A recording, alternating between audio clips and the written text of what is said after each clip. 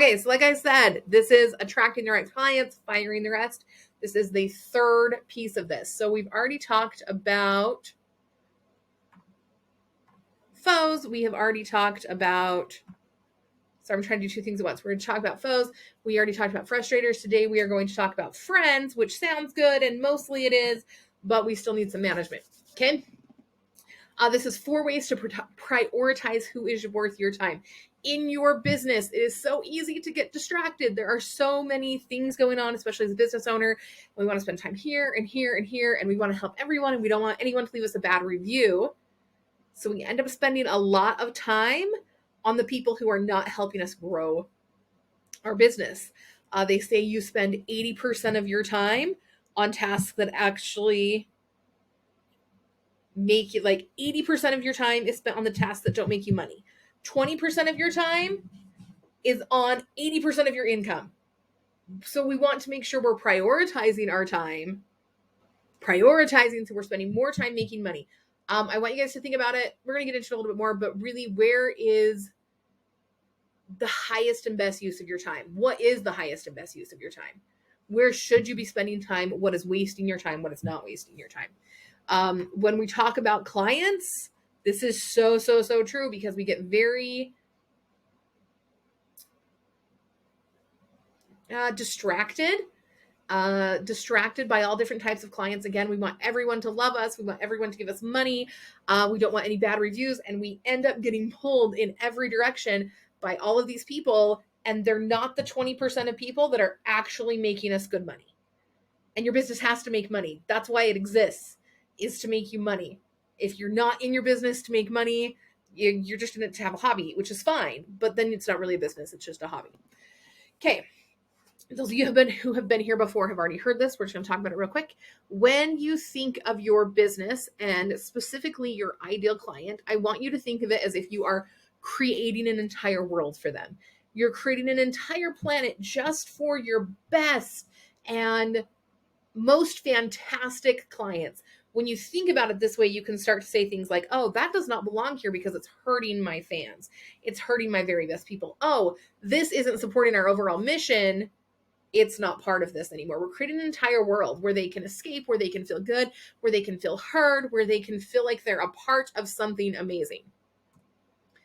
This is what we do in my actual course. We do draw out our entire planet. What that looks like, how we're keeping people who are causing issues off the planet, what people like, what they don't like, all of those things. We want to make sure we are creating this ideal world for our fans, so they love it and they want to keep coming back again and again and again. All right. I already gave you the list. We have friends, fans, foes, and frustrators. Today we're talking about friends. There are friends that you just love and adore so much in your business, but they are not your biggest fans. These people only make small purchases. They're pretty quiet in groups. They are never the first ones to purchase. And if any of you, like in real life, when you started your business, a lot of you probably have noticed that the people you thought had your back, the people that were your friends, are typically not the people that purchase from you first. They might throw a bone occasionally, but really they're not your raving fans. They are happy to be a part of your planet. They are happy to see you succeed. They add a little bit of value to your business, but they are not the people that are driving your business forward. They're just kind of along for the ride. And that's totally okay. They spend a little bit of money, and they make you happy, but they're not the people that are driving your business forward. So we don't want to be spending all of our time on these people. We're going to tell stories, because I always have stories. My first one is Anita. I used her real name here. She won't care at all. She worked for me for a little while. We grew up together. Anita is fantastic and loving, and she loves my business and my businesses. And when I was a photographer, she was all about, good job. She supports the overall mission of my business, but she's a friend. And so she's like, well, do you have a discount for friends? And she doesn't spend very much money. She still takes just as much time as any of my fans do that are paying me well. And she's still a happy client, but she's not paying me as much. She's taking a ton of my time. She's distracting me, all of those types of things. She's wonderful. and she supports the overall mission of my business. I would like to keep her coming to my business, but I don't want to spend all of my time on her. Your time is not unlimited. We have a finite amount of time. That's just how time works. So my job, when I'm looking at this, when I started figuring this out with her, is that my job as a CEO is to spend my time in the highest and best place. What gets me to my goals faster and more effectively. So if I'm down here with all of my friends who want discounts and are only going to spend little tiny bits of money, I have to work harder and harder and harder and harder just to survive. Or I can create a better system for those friends that kind of takes care of them themselves. And I can make sure I'm spending my time in the places that really drive my business forward. Does that make sense? Yes, I'm getting nods. Okay. All right. Second story. Oh, okay. Lauren, this is not her real name. She comes to all of my workshops. She always comes to my little $10 workshops. She participates in the groups. She has nice things to say. She supports my other customers. She never spends more than $30. I am happy to have her there because she is a happy, joyful little light. But I am not going to base my entire business off of her because I can't pay the bills based on that. Does that make sense? Right? I love her. She's so kind. She's wonderful. I'm happy to have her goodness there and her support, but I can't base my entire business off of that.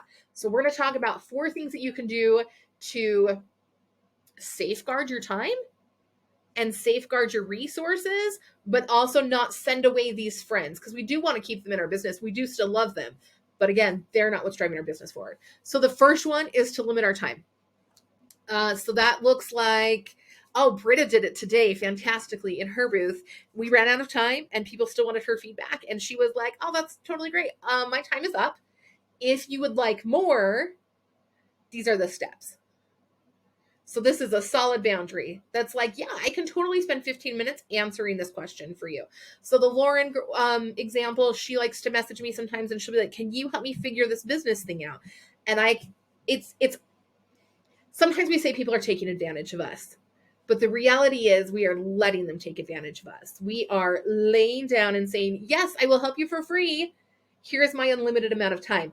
So the first thing you got to do with that is say, yeah, I got 5 minutes. Yeah, I got 10 minutes. I can totally answer this, but if you need more help, you're going to need to book a call. Do you know what I mean? You're going to start saying those words. This is what it looks like to limit your time on those people that aren't willing to spend the money that you need to keep your business running. Okay? You don't have to be rude about it. You don't have to be upset about it, anything like that, but we get to have solid boundaries and be like, this is what my time looks like. All right. Next, create friend systems. Okay, what this looks like is creating, so all of these little people, these little friends in your business that spend a little here and spend a little there and are happy to be there, create systems that supports them all by themselves. So you can be like, thank you for my $10, thank you for my $50, thank you for your time, but I don't have to spend time doing it. Does that make sense? So if you are a custom business, like my husband has a woodworking shop, he does a lot of laser engraving, that type of things.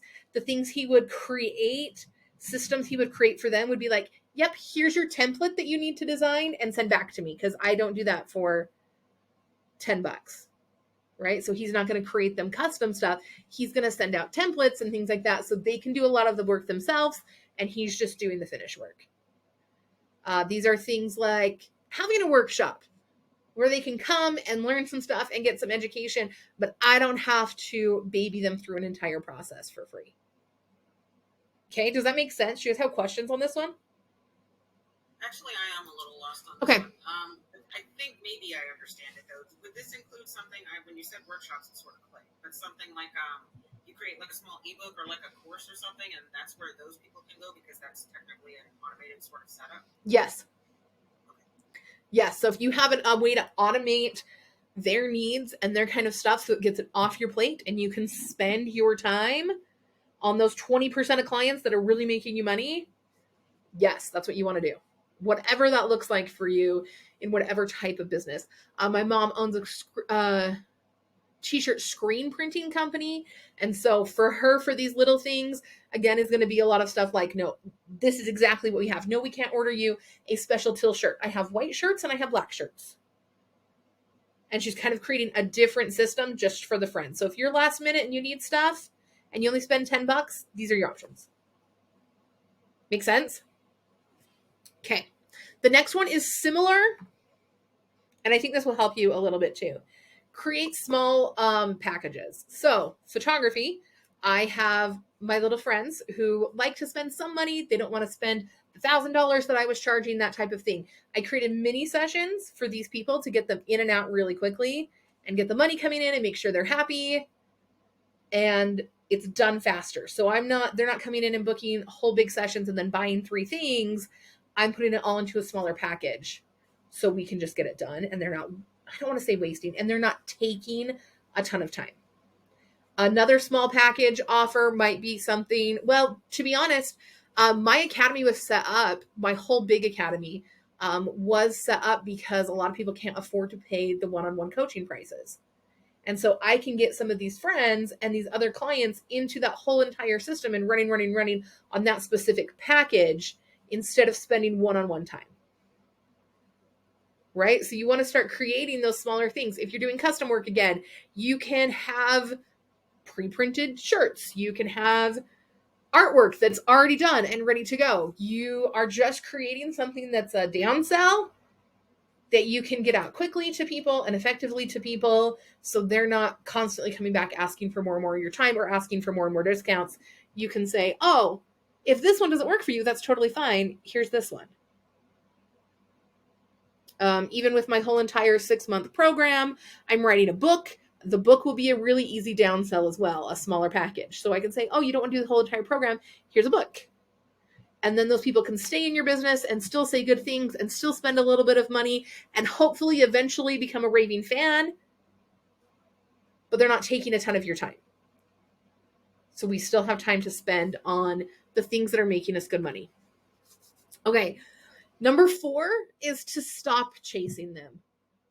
Sometimes we're terrified of people leaving us. I had a client years ago that, again, liked to spend a little bit of money. She had nice things to say. She was lovely. And she would just hop to different service providers all of the time. And I spent so much time chasing her and being like, please come back, please come back, please come back. She wasn't one of my fans. She wasn't an ideal client. She was a nice perk. You know what I mean? Like a nice little bonus client that spent a little bit of money, but I wasted tons of time chasing her and then offering her discounts and all of these things to keep coming back, but she wasn't my person. And so if you have those people, it is okay to just be like, I'm here when you need me. And we don't have to chase the tiny clients. We are happy when they're there and we love them and we're happy to give them what they need, but we are not going to spend a ton of time chasing. Deal? Okay. Oh, I'm cruising. All right. So the biggest thing here.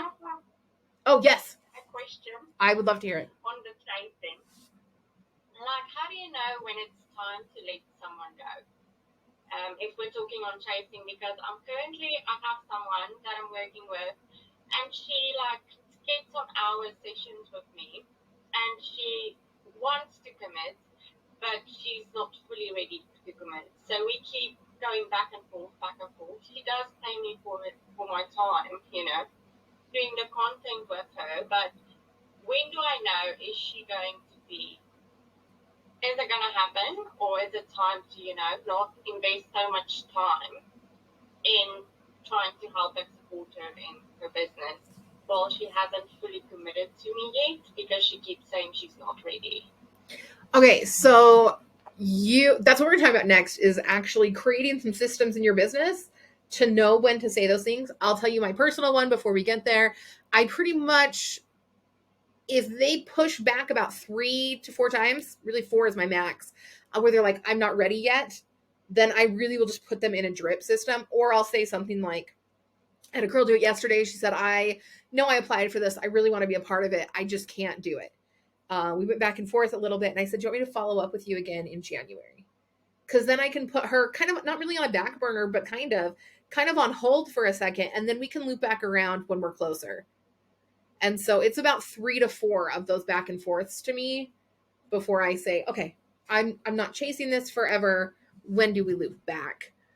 Or I put them just in my drip funnel, so they're just getting reminder content. Does that help?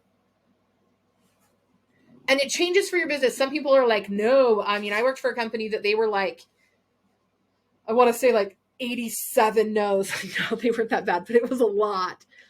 It was a lot, at least 10 before they really were like, no, this isn't going to work for us. I'm not like that. If people tell me they can't afford something, I do trust them to know what their finances are better than I do. Okay. Here's the biggest thing with all of your clients, especially when you are struggling with clients. If you are a service-based business, this comes up a lot. You got to set boundaries. You got to set boundaries across the board. We talked about different boundaries for different types of clients. Today, we're talking about them for your friends. You get to say things like, I do not work on Mondays. I had a call yesterday that was supposed to be 30 minutes long. She wanted to talk for 2 hours. I had to say, I have another call at the very beginning, is what I'm supposed to say it. I have another call. This is how much time we have. And then you are the person who holds that boundary, right?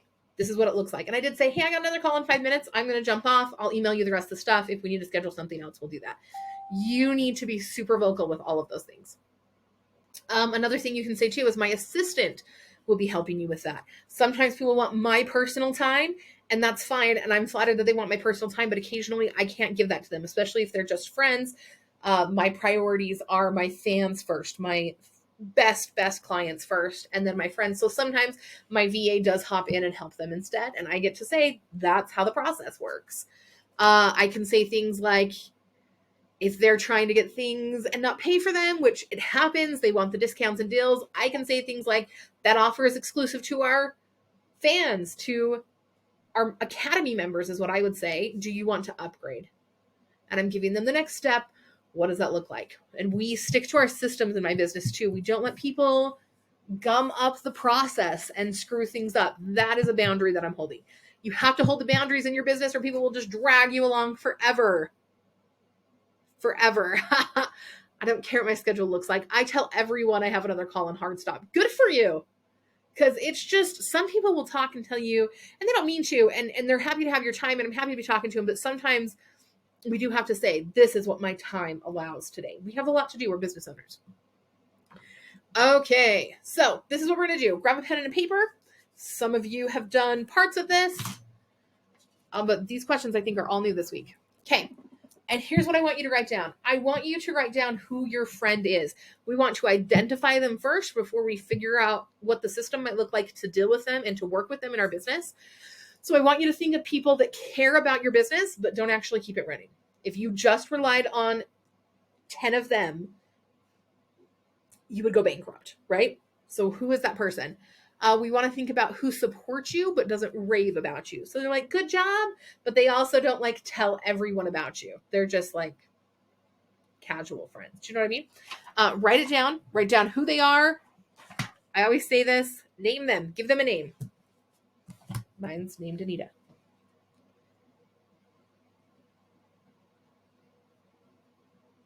And I want you not just to write down their name, but I want you to write down some of their qualities too. Like, what do they do that makes them a friend instead of a fan? Are they spending $10 when everyone else is spending $100? Are they asking for discounts? Like, what does that look like? And I will stop talking so you guys can fill that out.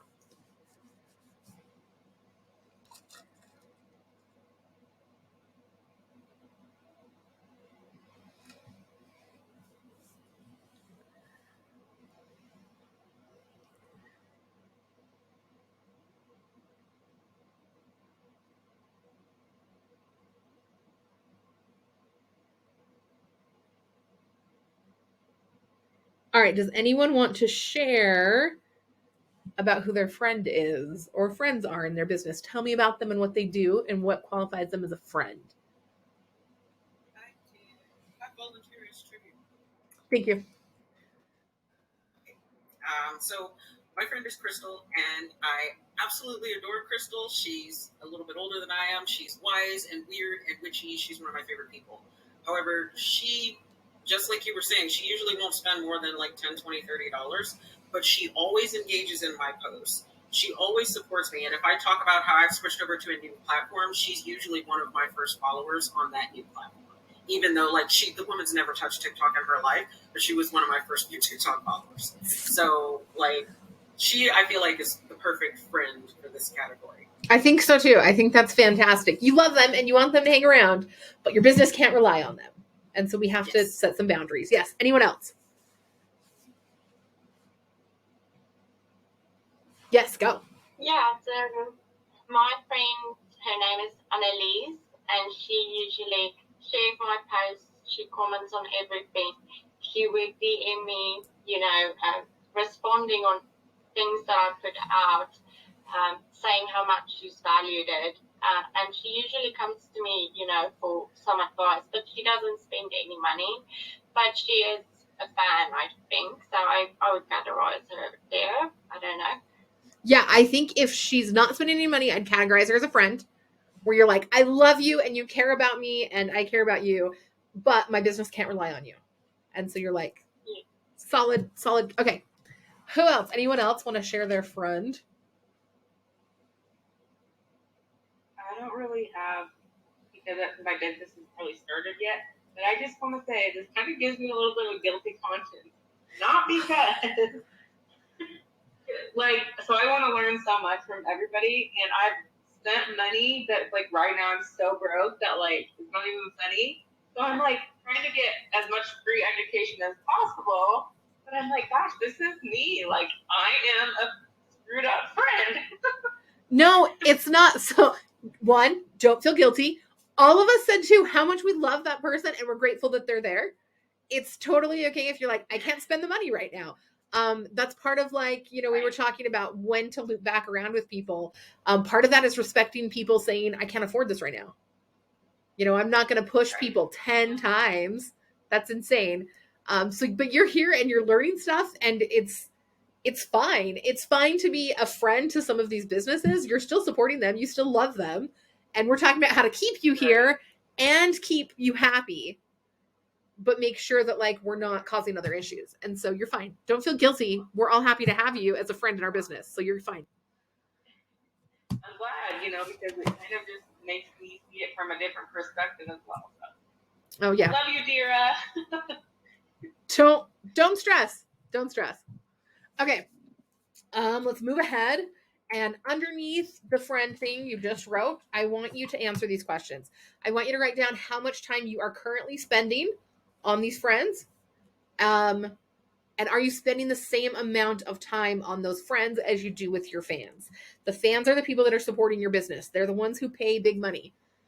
What does fulfillment look like for these friends? Is it the same amount of time? Like we talked about a full photo shoot and a mini shoot.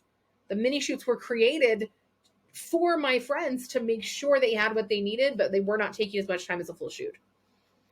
Do they muck up your systems? And what extras are you giving them? What time are you spending? Write it all out so you really have a good idea of what you're doing.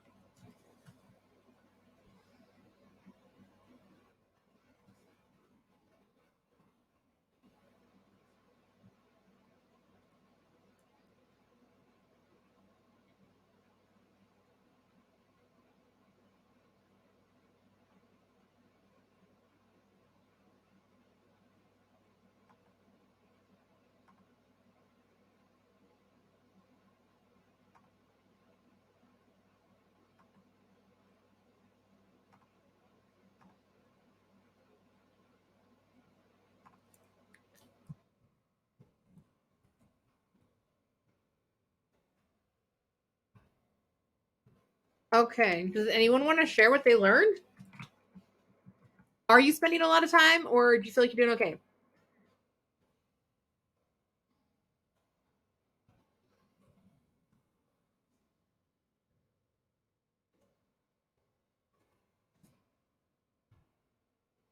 Okay, so I'll share. That's fine. I'll just share a story. When I started my first business, which I already said was a photography studio, um, I was what my husband calls stupid generous. I was really concerned about all of these people in my business. I wanted to make sure everyone had everything that they needed. I was a wedding photographer. Weddings take a long time. It's a ton of work. And I was so nervous about anyone being unhappy or anyone saying they couldn't afford things or anything like that. I just gave stuff away all the time. And I wouldn't even tell them I was discounting stuff. I just gave it to them because I was nervous, because I was scared, because I needed people to love me. I needed people to love my business. When we started doing the books, this was years later, we actually went back and re-looked at what I was doing. I was giving away like tens of thousands of dollars and we were barely making it. But I was so worried about these people, even I was just so worried about him that I couldn't effectively run a business because I was so stuck in my head on making sure everyone was happy and everyone had the full experience instead of allowing us to work within budgets, which is eventually what I learned, right? Is how to break things down so even my friends could afford what I was offering just in a smaller version and those types of things. But when we get too in our heads on all of this, it really can become a huge stumbling block to profitability for sure, especially because you run out of time. Okay, I threw a poll up in the comments for you guys. If you'll take that for me, that would be fantastic. I'm going to move ahead and loop back as well. Let me make a note. Okay, sales. All right. Next question for you guys. I want you to really think about where is your highest and your best. What is the very best use of your time in your business right now? What is the most important role for you in your business? Is it in sales? Is it in fulfillment? Is it in marketing right now? Do you need to be creating systems so that you can grow? What makes you the most money? What role is actually moving you closer to your goals? We get so distracted in business ownership. There's 1,000 things to do. So underneath all of this and being aware of how we spend our time with those friends, I want you to start answering this question. Where is your highest and best? Where should you be spending your time? And take like 3 minutes and really think about this one.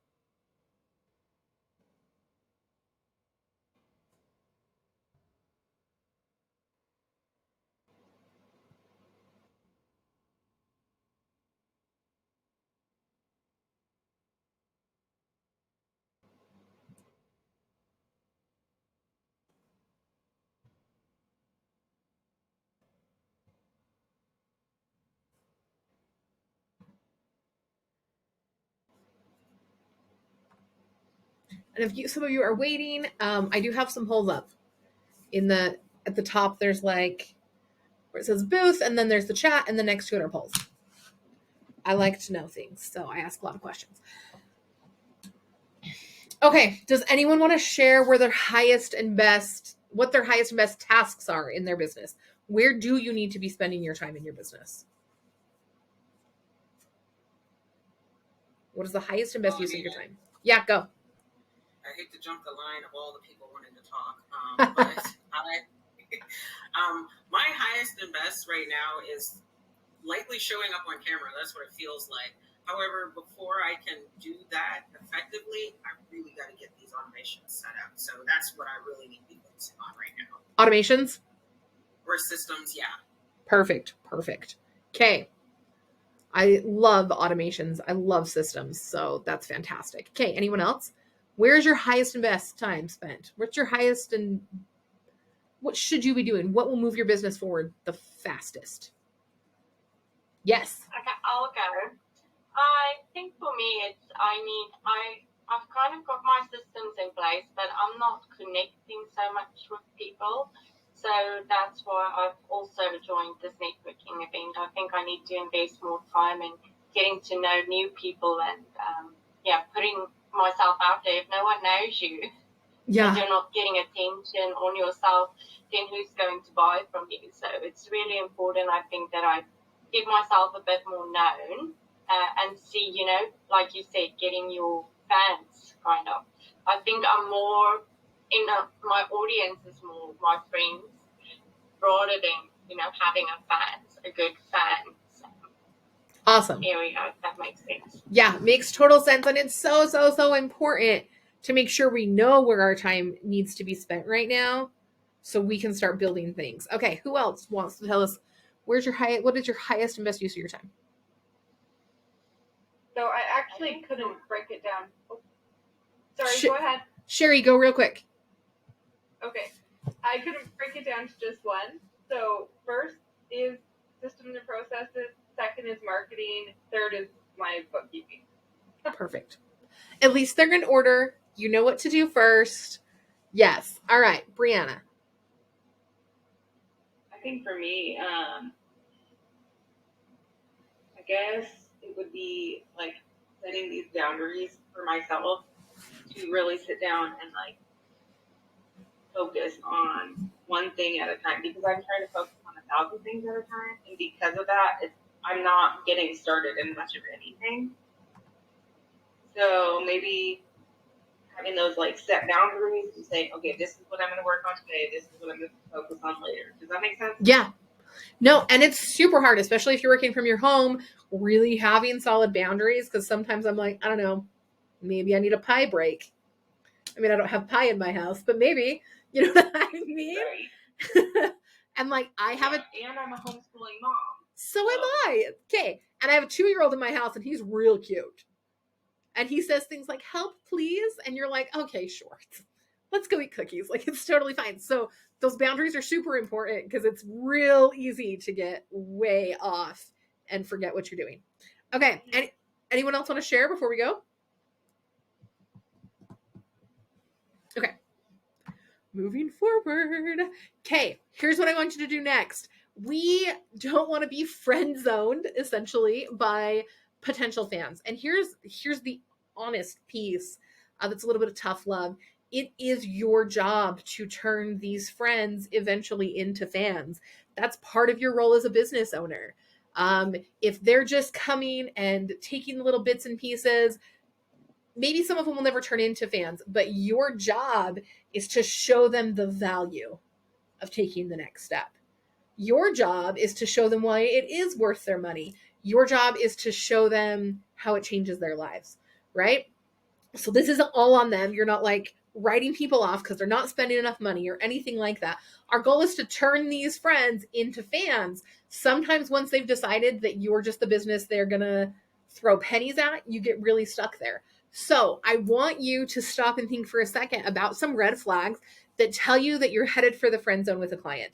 For me, some of these red flags are things like messaging me and asking me intense business questions instead of going through my whole system, through my systems to actually book something.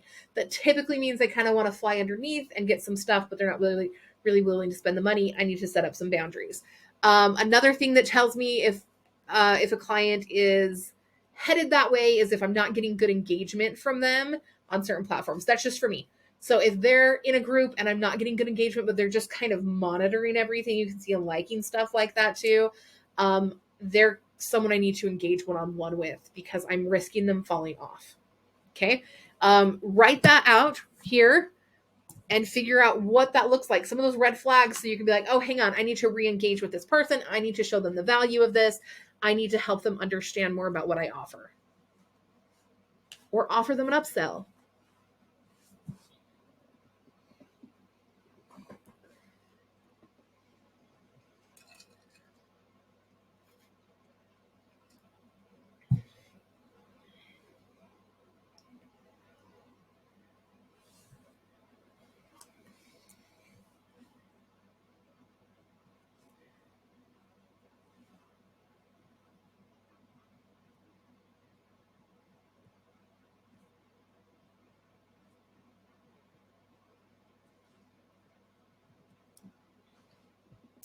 All right, does anyone want to share the red flags? Anything they learned that might help them know that someone's headed that way? Maybe we need to re-engage, show them something else, get them involved.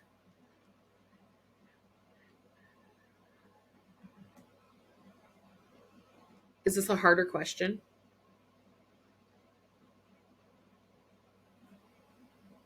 A little bit. I came up with something. I basically just said not respecting my time, but that goes along with what you were saying. It's the person who's in your DMs constantly asking you the deeper, more intensive questions that you know you hold in your programs and your products. That they likely know you hold in your programs and products. And I wonder too a lot with that if really they are going that way. They're obviously, I wonder what the block is a lot of the time too that's preventing them from taking the next step and actually doing the whole entire system.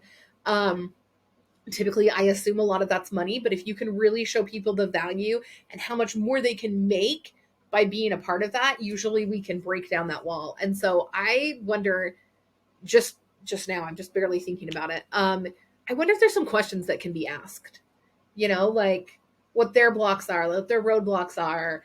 Have you looked into our program? Will you tell me how you feel about it? Like, we're friends. Let's have a real chat about this while you're asking me these business questions or whatever you do. You know what I mean? Okay. Last step. I want you to make a plan. And this is kind of what Dear and I were just really talking about. Does this include asking questions? Like, hey, I know you seem really excited about your business. You keep asking me a bunch of questions about this. Have you looked into our program? Will you tell me how you feel about it? We're friends. We can have a real conversation. You keep coming back and getting t-shirts. Have you looked into getting bulk shirts? Have you looked into this? Those types of things. Or whatever that looks like for you. But right here with the making a plan, think of the 4 things we talked about. So create different systems for them, limit time, create different products for them, stop chasing them, whatever that looks like. Right here is where I want you to think about those things, or if it's asking questions, and make a solid plan. If you start seeing these red flags and people are taking too much time, but they're not willing to invest, if people are falling off and they're not engaging anymore, if people are not willing to spend the money that they need to, what's your plan? Because we're not just going to be like, oh, they're a friend, nobody cares. I want you to have like a solid plan. My plan to take time off my plate is what? My plan to move them into a fan is what? Yes, go. Re. This is very tricky. I have to say, I'm really enjoying the workshop, so I just want to say thank you. It's helping me a lot to get clear on some things. So I recently helped a friend, and as we were working together, I said to her, I'm giving you a lot of my time and helping her a lot in her business. And I said, well, can we set up just, a kind of payment plan that she can start making a payment towards me? And then she kind of went off to say, she can't invest at the moment. She doesn't have the finances. But in the same time, she said she first needs to go on a holiday. And I'm just trying to figure out, is that someone you just need to kind of push a little more to invest in you? Do they just not want to invest? What? I think I'm trying to get an understanding of it. Okay, so someone who knows more about psychology might be able to answer that question better than me. But typically, this is what I see. If people are getting what they need from you without investing the full amount, they will do that until they die.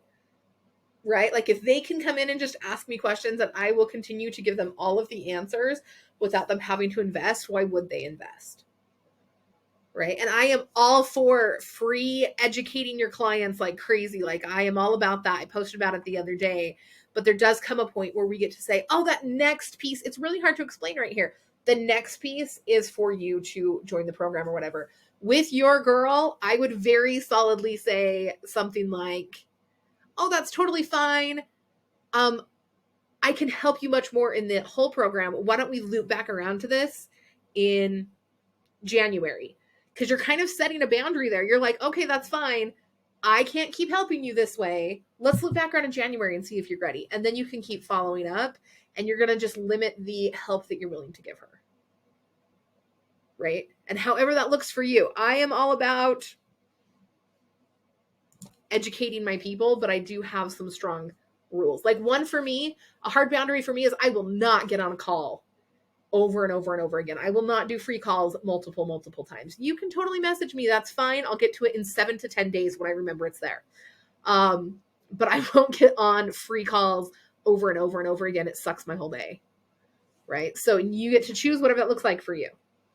Does that help at all? Or did I confuse you more? No, it's very helpful. I think I need to set better boundaries. That should be my plan, saying, okay, this is up to this point is where I'm going to help. And then, I have to put the boundary up.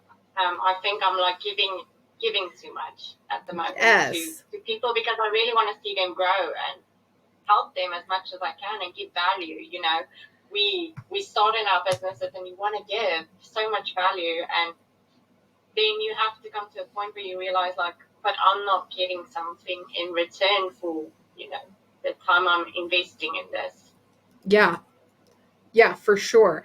And another thing too is like we can give away tons of education and help on our platforms, like on our social media platforms and stuff. And that does take some time, but it's not the same as people calling us and needing the one-on-one stuff. And so you can always refer people back that way. It keeps them remembering who you are and gives them some time. Hey, I answered these questions on my social media, that type of thing. Maybe something like that is a good plan for somebody. Does anyone else want to share what their plan might be, or do you have questions on this?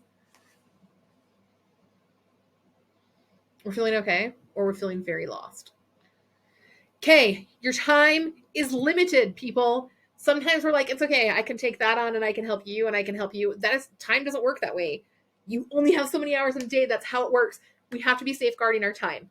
We love our friends. We want to keep them. We want to turn them into loyal and excited fans. But also time is time. And that's just how it works.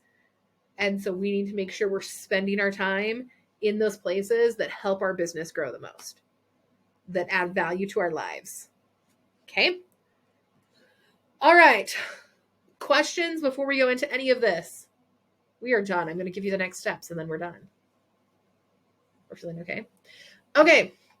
Finish mapping out your friends, know exactly who they are, plan on how to manage them and what you're going to do.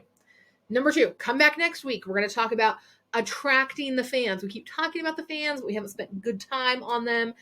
So we're going to do that next week. And then the final thing is to sign up for the Launch Your Business Workshop. That's down here, over there somewhere.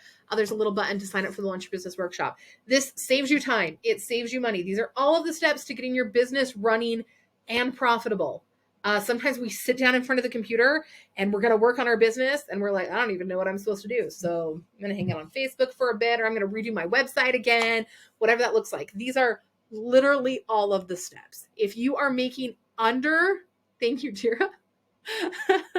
If you are making under 70K, there are foundational things in your business that you need to be working on. And that's what we're covering. This will give you a roadmap to making sure you're taking every step in the right order.